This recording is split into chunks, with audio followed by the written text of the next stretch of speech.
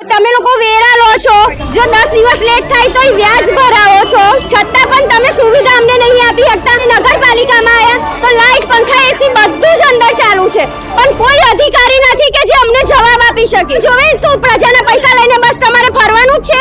પ્રજા તકલીફમાં હોય તો રાજા સુઈ કેમ નો રહે? એને ખબર ના પડે કે પ્રજા રાજાને તો કેવો હોદ્દો હોવો જોઈએ. છેલ્લા 5 વર્ષથી વારંવાર જે ગટર ઉભરાય છે એનું કોઈ સોલ્યુશન આ નગરપાલિકા અત્યાર સુધી લાવી નથી. તો વેરો તો 10 દિવસ બી લેટ થાય તો વ્યાજ ભરો. શેનું વ્યાજ ભરો?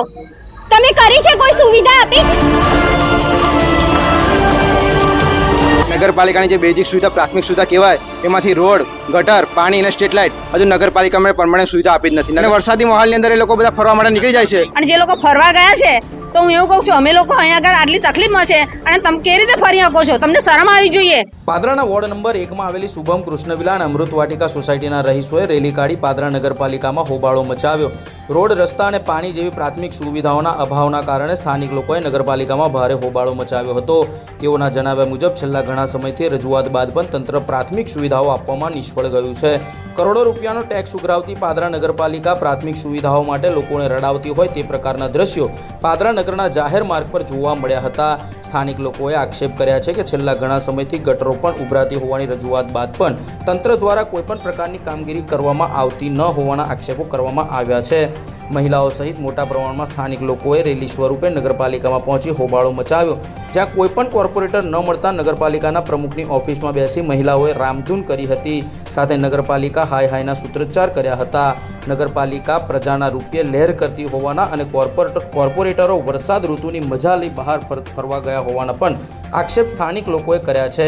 વોર્ડ નંબર 1ના કૃષ્ણવિલા, અમૃત વાટિકા અને શુભમ બંગલોઝના રહેવાસીઓ સમગ્ર જાહેર માર્ગ પર નગરપાલિકા હાય હાય તેમજ પ્રાથમિક સુવિધાઓ આપવામાં નગરપાલિકા નિષ્ફળ ગઈ હોવાના સૂત્રોચ્ચાર સાથે મહિલાઓએ તેમજ સ્થાનિક લોકોએ મોટા પ્રમાણમાં રેલી યોજી નગરપાલિકા ખાતે પહોંચ્યા હતા.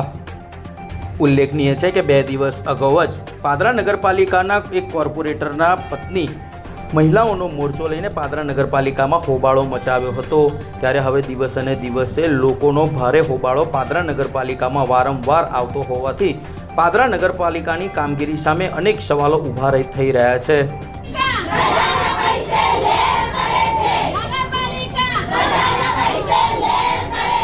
મહેન્દ્રસિંહ યાદવ, અમે નગરપાલિકાને હવે છેલ્લી અલ્ટિમેટમ આપે છે કે જો 2 દિવસની અંદર જો પરમાનન્ટ કોઈ સોલ્યુશન નહીં આવે તો ગટર જે વેરેમણા આગળ જે ગટર છે એની અંદર અમે પર્સનલી 2 સોસાયટીના રહીશો ભેગા થઈ અને ગટરને તોડી અને અંદર ગોખણ ખાવ છે એની અંદર પાઇપલાઇનમાં જાત જ નાખે. જો 2 દિવસમાં નગરપાલિકા સોલ્યુશન નહીં આવે, આ સોલ્યુશન જો લાવવાની હોય નગરપાલિકા તો નગરપાલિકા કોર્પોરેટ અત્યારે દમણની અંદર બધા મોજ કરી રહ્યા છે. આ પબ્લિકના પૈસા તાકડ ધીંગા કરવાની એ લોકોને જરૂર છે તો નહીં, રહીશોને એ ગટરની અંદર મૂકીને નાહી ગયા છે તો કે કોઈ સોલ્યુશન વરસાદી મોસમની અંદર જો કંઈ આ રોગચાળા ફાટી જવાબદાર કોણ? નગરપાલિકા રહેશે.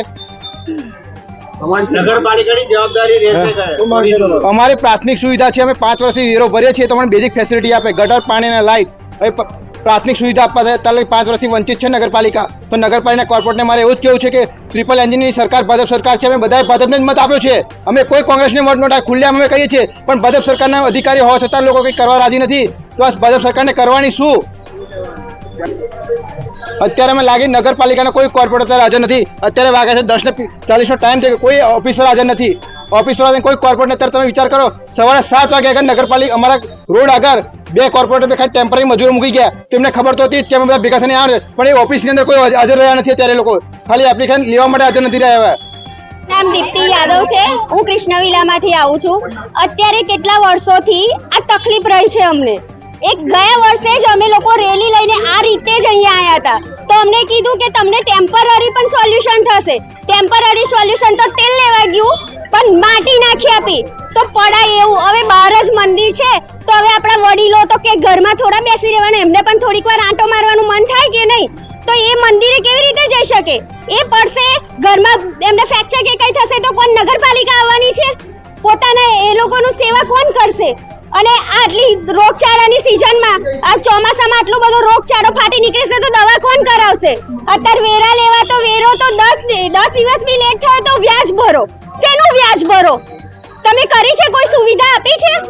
નથી ગટરની સુવિધા કે નથી પાણીની સુવિધા કે નથી કચરાની પણ માંડ રેગ્યુલર ગાડી થઈ છે. તે સાફ સફાઈ વાળા તો જ કચરાવાળો જતો રહે, તોય બધા એડજસ્ટ કરીએ જ છે કે બધી મહિલાઓ સહન કરે જ છે. હવે બાળકો નાના સ્કૂલેથી આવે તો એ રોડ પર જ વાનવાળો મૂકીને જતો રહે, તો એ નાના બાળકોને લાવવા કેવી રીતે? આપણે બાળકને તેડીએ કે એનું બેગ ઉછેટીએ કે આપણે પોતે સંભાળીએ? અમે અત્યારે નગરપાલિકામાં આવ્યા છે, અમને કોઈ સોલ્યુશન મળી નથી રહ્યું. હવે અત્યારે જ્યારે અમે નગરપાલિકામાં આવ્યા ને, ઓફિસનું બધું ચાલુ છે ને કોઈ જ છે નહીં અહીંયા, કોઈ પણ નથી કે અમને કોઈ જવાબ આપી શકે. તો આનું જવાબદાર કોણ?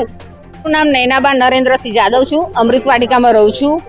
કેટલા ઘણા દિવસથી અમે લોકો આ પરિસ્થિતિ જોઈ રહ્યા છે. પહેલી વાર બી અમે એકવાર 6 મહિના પહેલા એમને અરજી આપી હતી, અમે લોકો નગરપાલિકામાં બી આવ્યા હતા, તો બી એ લોકો કે ના બેન થઈ જશે, પણ કેટલી રાહ જોવી, એનો અંત જ નહીં આવતો. એટલે ના છૂટકે અમારે અહીંયા આવવું પડ્યું છે. એ લોકો ફરવા ગયા છે, આવી પરિસ્થિતિમાં અમે કેવી રીતે રહી છે એમને એવી પડેલી નહીં, અને એ લોકો ફરવા ગયા એમને શરમ આવી જોઈએ.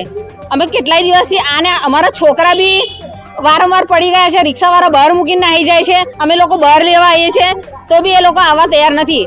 પરેશભાઈ ગાંધીને મેં ફોન કર્યો કે પરેશભાઈ આનું સોલ્યુશન લાવો, તો કે હા ટેમ્પરરી રસ્તો થઈ જશે.